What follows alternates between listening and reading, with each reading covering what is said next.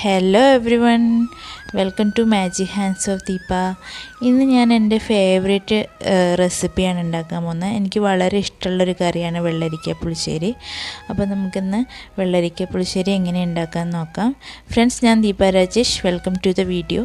അപ്പോൾ നമുക്കതിന് വേണ്ടിയിട്ടുള്ള തേങ്ങാക്കൂട്ട് റെഡിയാക്കി എടുക്കാം. അപ്പോൾ ഞാനിവിടെ 1 കപ്പ് തേങ്ങയാണ് എടുത്തിരിക്കുന്നത്. അതിലേക്ക് 2 അല്ലി വെളുത്തുള്ളി, 2 ചെറിയുള്ളി, ഒരു 5-6 കാന്താരിമുളക്, ഒരു 1/2 ടീസ്പൂണ് ജീരകം, ഒരു 2-3-4 പെപ്പർ, പിന്നെ എനിക്ക് ഒരു 1/2 ടീസ്പൂണ് മഞ്ഞൾപ്പൊടിയും കൂടി ഇട്ടിട്ട് നല്ലപോലെ മഷി പോലെ അരച്ചെടുക്കാം. കുരുമുളക് ഓപ്ഷണലാണ് കേട്ടോ, അത് ഇഷ്ടമുള്ളവർ മാത്രം ഇട്ടാൽ മതി. പിന്നെ കുരുമുളക് ഇടുമ്പോൾ ഒരു പ്രത്യേക ടേസ്റ്റാണെന്ന് മാത്രം. അപ്പോൾ നമുക്കിനി എന്താ പറയുക, പുളിശ്ശേരി റെഡിയാക്കാൻ തുടങ്ങാം. അപ്പോൾ ഞാൻ അതിലേക്കൊരു മൺചട്ടി ചൂടാക്കിയിട്ടുണ്ട്. അതിലേക്ക് 3 ടേബിൾ സ്പൂൺ വെളിച്ചെണ്ണ ഒഴിച്ചു. ഒരു ടീസ്പൂൺ കടുകും 1/2 ടീസ്പൂൺ ഉലുവ ഇട്ട് കൊടുത്തു. 2 ചുവന്ന മുളകും പൊട്ടിച്ചിട്ടിട്ടുണ്ട്. പിന്നെ നമുക്കൊരു കൈ ഫുള്ള് കറിവേപ്പില ഇട്ട് കൊടുത്തിട്ട് നല്ലപോലെ ഒന്ന് താളിക്കാം. ഇനി ഇതിലേക്ക് ഞാൻ അരച്ച് വെച്ച തേങ്ങാക്കുട്ടി ചേർക്കാൻ പോവാണ്. തേങ്ങാക്കുട്ടി ചേർത്തിട്ട് ചെറിയ തീയിൽ ഇതൊന്ന് മൂപ്പിച്ചെടുക്കണം നല്ലപോലെ.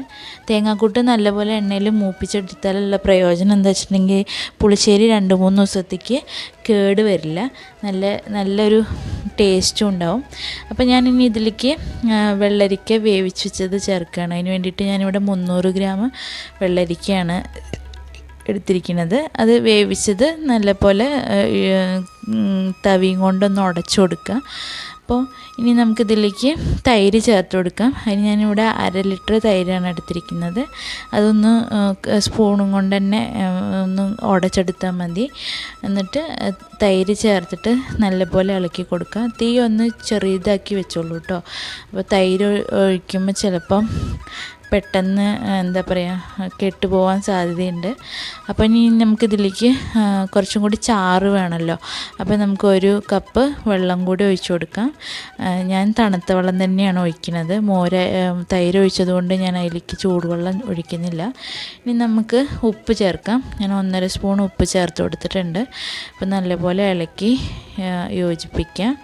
ഇനി നിങ്ങളുടെ പാകത്തിന് എത്ര ഉപ്പ് നോക്കിയിട്ട് അതിനനുസരിച്ച് ചേർക്കും കേട്ടോ. അപ്പോൾ എനിക്കുപ്പ് ഇവിടെ കറക്റ്റാണ്. അപ്പോൾ വെള്ളരിക്ക പുളിശ്ശേരി ഏകദേശം റെഡി ആയിട്ടുണ്ട്. അപ്പോൾ ഇന്നത്തെ റെസിപ്പി ഇത്രയൊക്കെ തന്നെയുള്ളൂ. ഇന്നത്തെ വിശേഷങ്ങളും ഇത്രയൊക്കെ തന്നെയുള്ളൂ. അപ്പോൾ നിങ്ങൾക്ക് എൻ്റെ റെസിപ്പീസൊക്കെ ഇഷ്ടപ്പെടുന്നുണ്ടെന്ന് വിചാരിക്കുകയാണ്.